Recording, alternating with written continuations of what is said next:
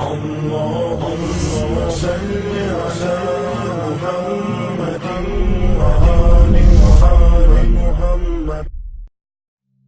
the winter season, around December 25th, the people celebrated the winter solstice. And so the winter solstice would come about somewhere from December 21st all the way to around January 6th or so. And so the people of the north would celebrate different holidays, have different occasions based upon the winter solstice. In the wintertime, there is a period where there is no light. You are literally in darkness 24 hours of the day. And this stretches for a period of time. Now, could you imagine if you're living in Alaska or living in Canada or living in Norway and you don't have central heating and the cold is outside, it's darkness around you. People are dying from disease. It's a terrible time, and every family would probably lose somebody, or they would know of somebody dying from the cold and disease during that season. This is the winter solstice. And so when the sun starts to come out, the people now are looking at the sun as a life-giving force. And so during that time, a number of ceremonies were held in northern countries. In the far north was the Feast of the 12 Nights, which stretched from December 25th to January 6th. Also in ancient Greece, there was the Bacchanalia, which was held for their god Bacchus, the god of wine and sport and play. The Romans had the Saturnalia for their god Saturn, their main sun god Saturn. And so you find during these times that the people held ceremonies in the north. They would burn bonfires. The light was important, the fire, because the fire represents the light, the life-giving force for those who worship nature. Also in the north, they recognized that there was one tree that despite the cold would still remain alive, the evergreen tree, the fir tree. And so in some cases they would take this fir tree, believing that there was powers of life within the tree, and they would put it in their homes, set it there and put a light on the top of it, or burn them in the front, or they would make mistletoes and put them over their doorways, a type of what we would call ta'weez or tamima. It is an amulet. And they would hang the amulet over their doors, hang the amulets in their home, hoping that this fir tree, that this so-called life-giving force would protect them from the danger of the winter. And so their ceremonies developed around this. And this went on for hundreds of years. We also find in the ancient northern countries, and the Druids of the north, they carried out special ceremonies surrounding the mistletoe and surrounding the fir tree and the beliefs, and they would meet within circular areas. And they had a secretive cult that spread throughout the far northern countries. One of the interesting individuals, and you can look this up if you can find it in the dictionaries or encyclopedias, is a man called Mithra or Mithras. This is a very mysterious character. And when you look at history, you find that this individual called Mithra was born on December 25th. His day of the week was the 7th day of the week, that we still call Sunday. He was supposed to be the son of the sun god himself, and they had a special sacrament made up of bread and wine, and they would make this drink during this time, and supposedly he died for the sins of the people. Sounds familiar, doesn't it? But when you try to find Mithra or Mithras in the encyclopedias, they, through state intervention, erased the name. Why is this? That is because after the time of Jesus, Isa alayhi salam, when the message began to spread and they went north, and you'll see within historical writings that Barnabas, one of his disciples, met a man named Saul or Paul, who later called himself Paul. Paul said he saw Jesus on the Damascus road, and he went to the disciples, but the disciples turned against Paul. Only Barnabas stayed with him. But when Paul and Barnabas went into Greece, Barnabas left him. Now, what is the reason why they all left him? What are the concepts coming through Paul? Many people say, well, they left him because he was Saul before and he used to torture the early followers of Isa alayhi salam. But also you can see, and if you look at present day Christianity, that most of the concepts of the Trinity, of the blood sacrifice, the original sin, and most of the concepts which relate to more than one God are coming through Paul. The preachers are quoting Paul sometime more than Jesus during their sermons. And so Barnabas left Paul. And somewhere in the early days, in Rome or Greece, somewhere in that area, those missionaries who were teaching the teachings of Jesus, Isa alayhi salam, met with this force coming from the north. And so you will see in ancient Roman history that in some cases the Roman emperor would go out to the Colosseum and the gladiators would be fighting each other and everybody's cheering for the gladiators. Sounds like one of our football games. They would go to the Colosseum, right? And the gladiators would fight. And then if one of the gladiators was down, and they would look at the emperor, should I kill him or not? And if he wanted to kill him, he would say, he would go like that, right? You know, that sign down. If he said keep him alive, he goes like this. You know how we use it today? Yes. Okay? He gives that sign. Okay? One of the terrible things happening during these rituals at the Colosseum is that they would bring the Christians out, literally men, women, and children, and feed them to hungry animals. They would take a hyena or a wolf or a lion and get it hungry and crazy and beat it and throw raw meat at it and then send it out on the people, and they would literally cheer and watch as the animal ripped the bodies apart. This is a terrible culture. Tear the bodies apart. And so somewhere along the line, somebody who couldn't take the torture, who felt that maybe we can win these people over, made a compromise. And you start to see changes going on from the early part of the Christian era in Southern Europe, where the major ceremonies held by the nature worshiping people are combined with Christian names and Christian ceremonies, and therefore what comes forth to us is a mixture with the two streams coming together, where you get a monotheistic name or a monotheistic character with a pagan ceremony. And so the mixture of this together is what is giving us the present day holidays that we see. Number one, we understand that Isa alayhi salam, according to the different reports of the different scholars in many religions, he was not born in the cold weather. History shows us that he was born during the warm weather. Even in the Christian traditions, they have the belief that the shepherds were tending their flocks outside. And in Palestine, you cannot keep your flocks outside in the wintertime in the evening. You bring them in because it's cool at night. And so it was the warm weather. It was also the time of the taxes in the north.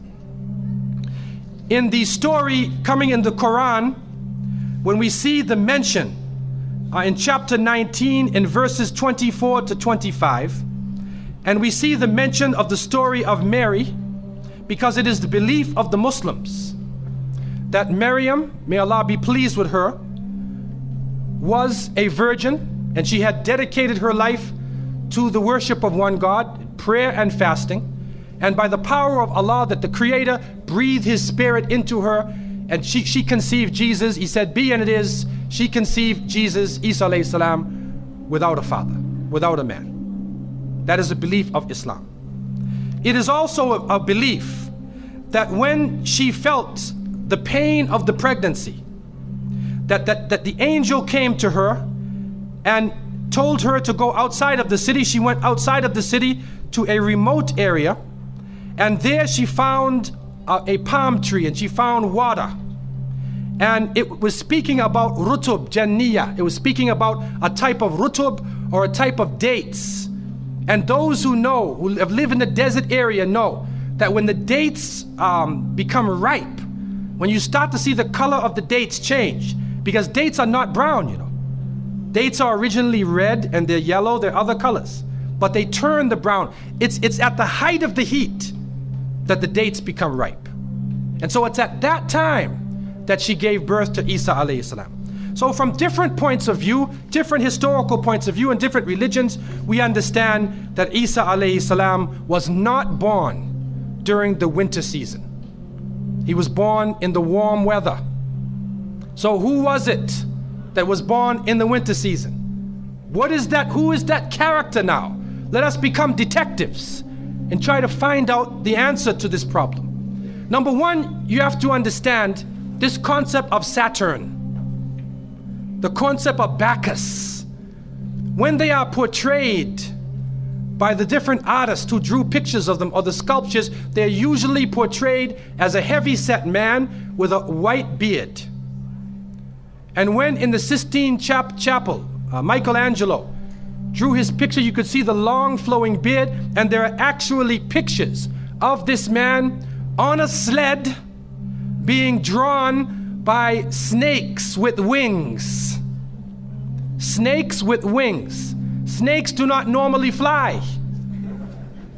But in this case, the snakes have wings, and the heavy-set man is on his sled being drawn by these flying animals. Sound familiar to you now, doesn't it?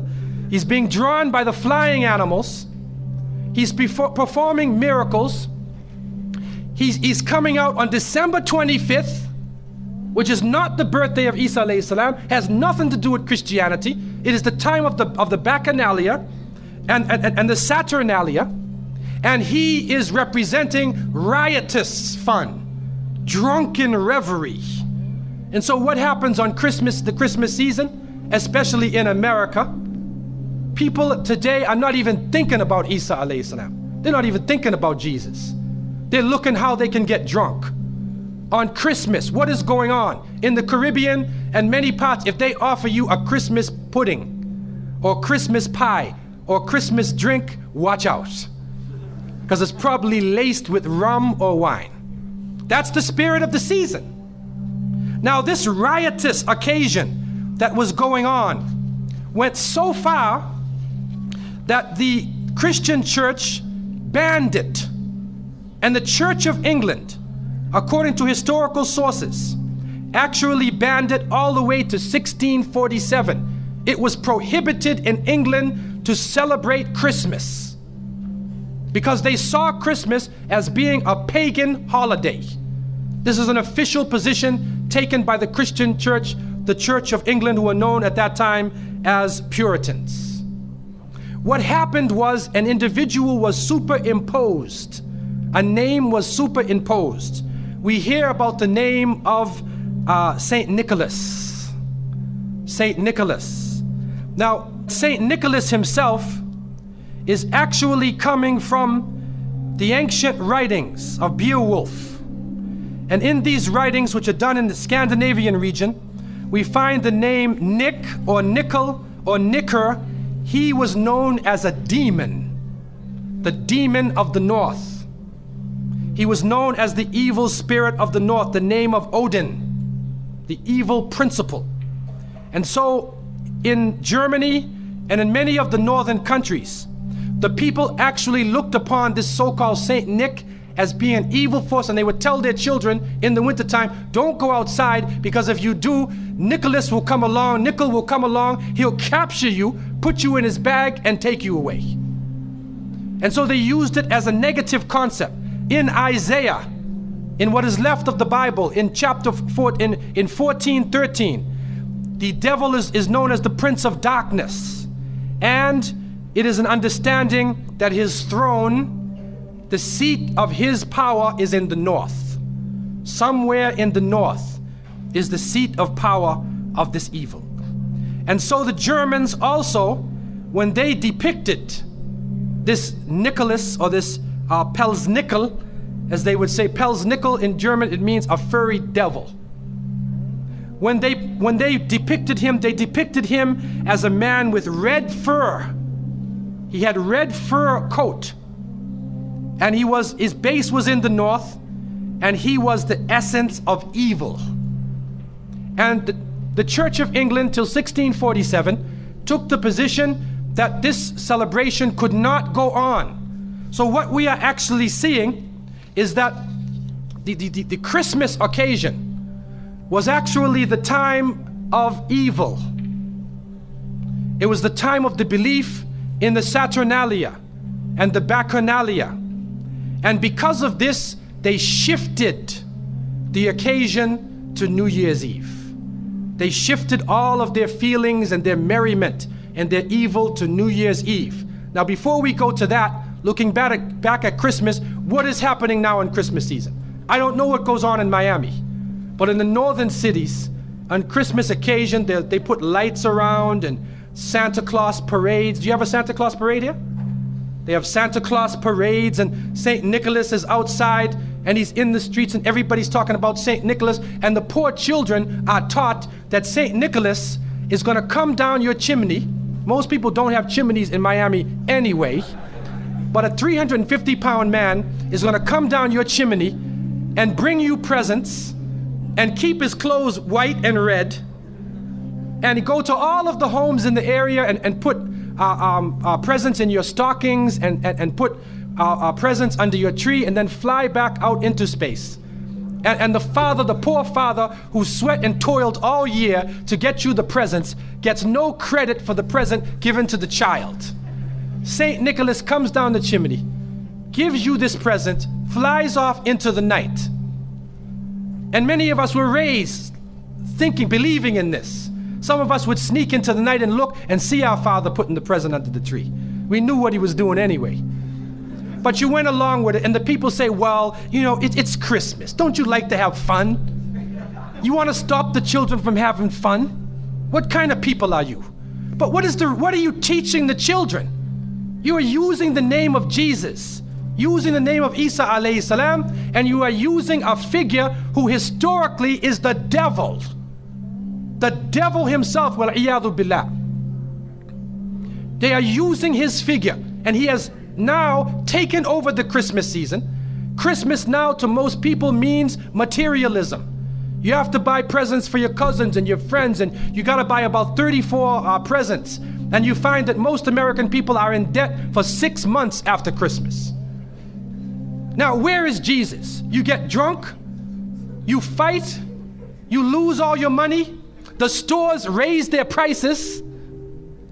Isa alayhi salam is described as a very humble person. Most of the time he didn't wear shoes, only 1 or 2 changes of clothing. A very simple person, eating very simple food, fasting most of the time. You see what is going on? There are 2 streams now, a stream of polytheism, a stream of monotheism, and now the polytheism, the materialism, is overtaking the monotheism and standing in the way and taking over our society. And some foolish Muslims coming along from outside of in their country say, well, I just want to be an American. I want a tree too. So I said, one of the brothers said he had a Christmas tree in his house. He came for, I said, brother, do you know what the tree stands for? He said, no. Okay, I'll get a palm tree with dates. I'll make it halal, a halal Christmas tree. But brother, you have to understand what it means. You have to understand what it means. Number one, the Prophet ﷺ, when he spoke about, he talked about ar-ruqya, wa tama'im, wa tiwala. He said all of these things are shirk. That if you hang amulets thinking that this ta'weez or this amulet is going to protect you from something, then you are actually giving power to the creation of Allah and taking it away from the Creator. If you think that by making some spells, going to a magician and asking them to put a spell on someone, you want to get married, so you go to the Sahir and say, put a spell on Ali, I want to marry him. Put a spell on Zainab. What kind of marriage are you going to have if you go to the magician? And so the Prophet, peace be upon him, named all of these things, the superstitions, the amulets, all of these type of things are the other stream which goes away from monotheism, from the belief in one God, and takes you into another religion.